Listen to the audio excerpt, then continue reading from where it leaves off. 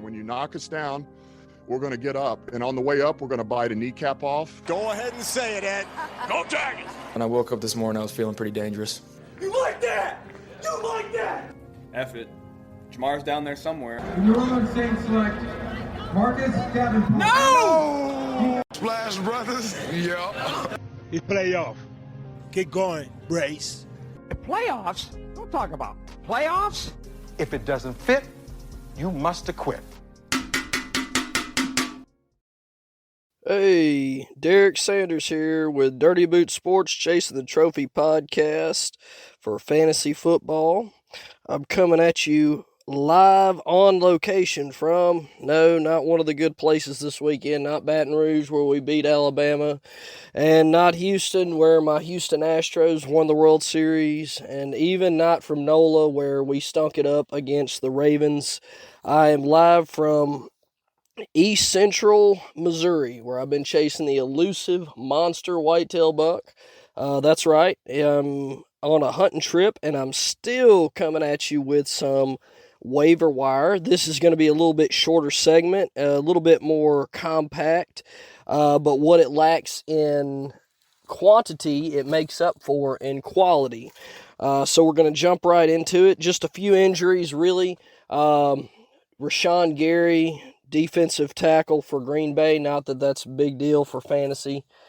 He tore his ACL. He's out for the season, and looks like Josh Allen hurt his elbow on a play. We haven't heard any more updates. He's going to be undergoing testing, but they're worried about a UCL injury and nerve damage. I have not heard any more about that. And Aaron Jones twisted his ankle. He is expected to play next week, so that's not that big of a deal. We're going to jump right on into our waiver wire. These are not going to be your traditional quarterback, running back separated. It's pretty much just a one from here on for my top ones that I like this week.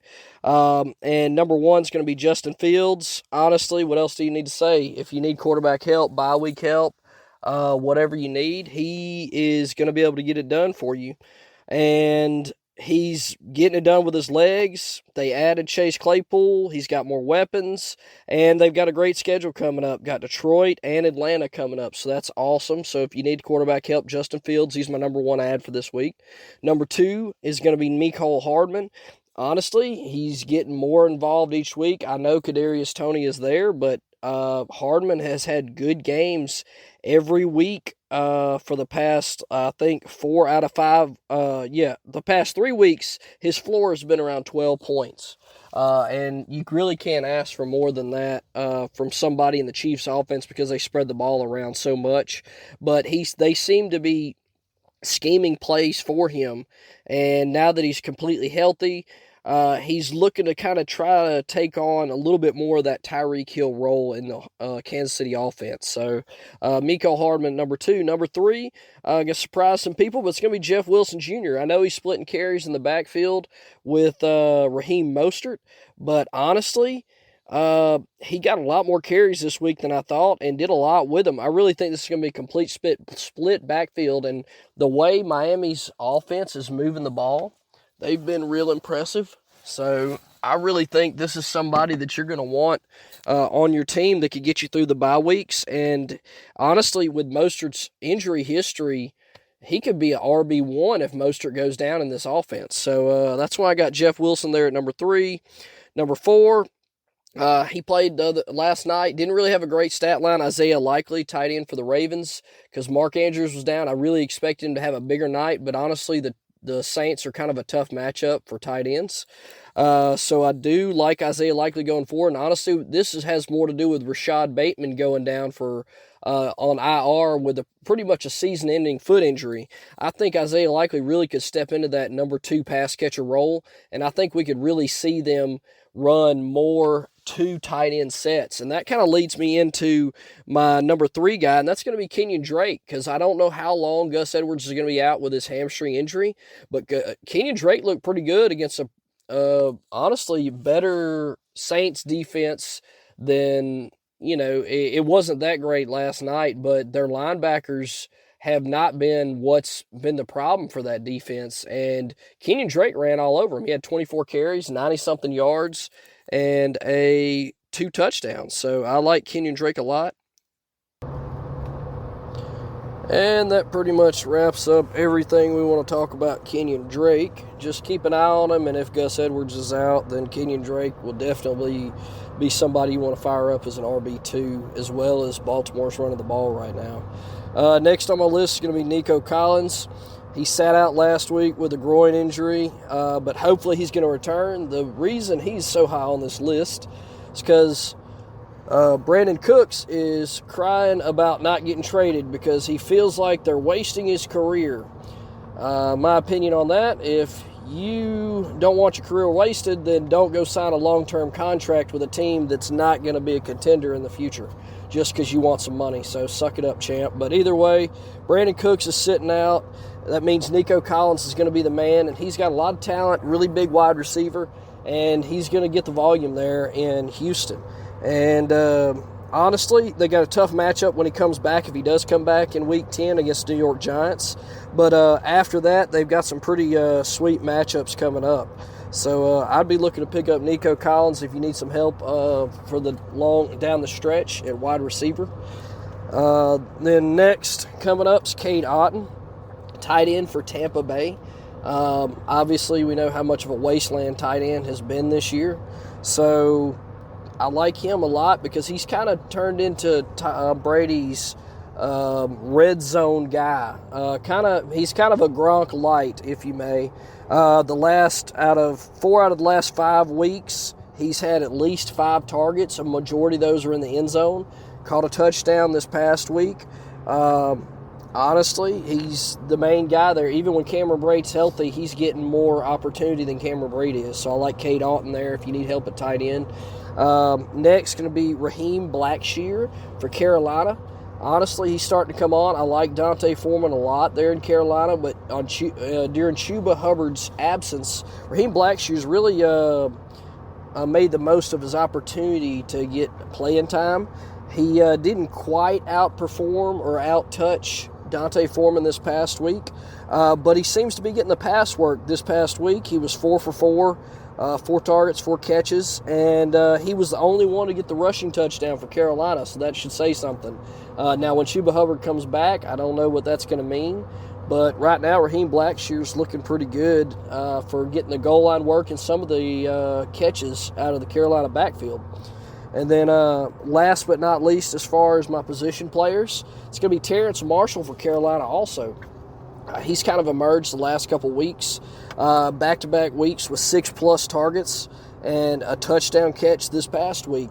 And I don't know what it's going to mean because apparently Baker Mayfield took back over for P.J. Walker because P.J. Walker was playing so poorly. I can't believe they took him out so quickly because he's actually been playing okay and they've won some games with him. And then he has like one bad half and they throw Baker Mayfield back in there, who honestly seems like the detriment of the team from the beginning of the season. But either way, Baker Mayfield comes in there. He gets 6+ targets and a touchdown and a catch this week.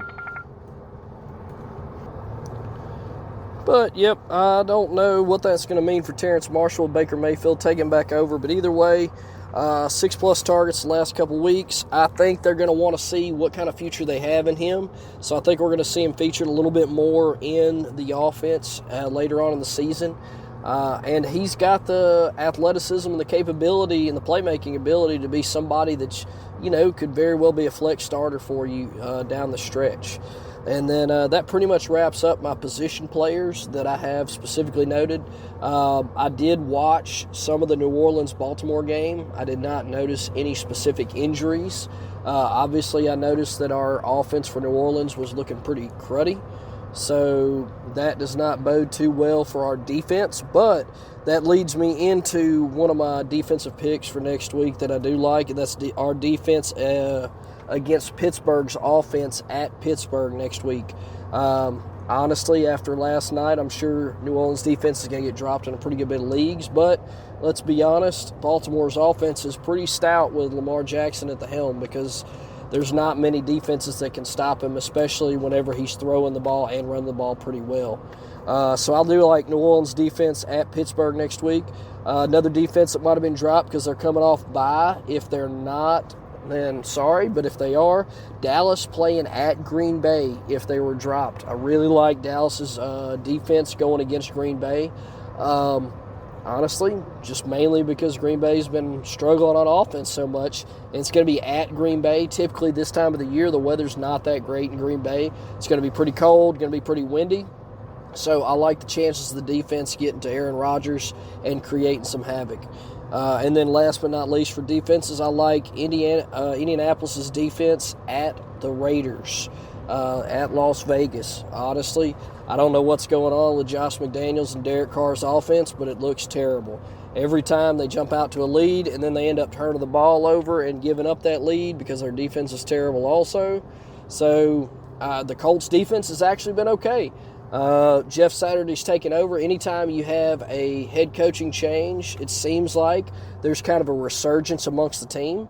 And they normally come out playing a little bit better and a little bit more fired up than they were the week before. So I like the Colts defense at the Raiders. And then just two quick kicking streamers for you to pick up. If you kind of been streaming kickers, these are two guys you could pick up and pretty much throw in your kicking slot and leave them there for the rest of the year because they just come off their bye. And that's going to be Graham Gano for the Giants and then Brent Meyer for Dallas.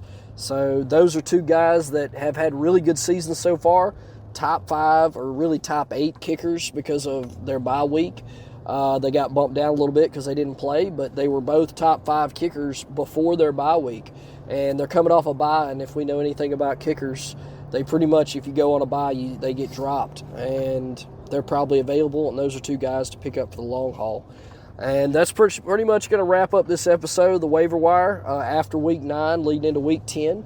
Hopefully these guys will help y'all out and can help get you through the rest of the bye weeks or any injuries that you've had so far in this season. We appreciate you listening. Please like, subscribe, follow us, and download our podcast because that's how we get our ratings and is downloads and subscribers and followers. So we really appreciate that if you do that on Spotify, CastBox, or Apple Podcasts, whatever you like to stream through. And good luck in Week 10. This ain't how it's supposed to be. It should be just you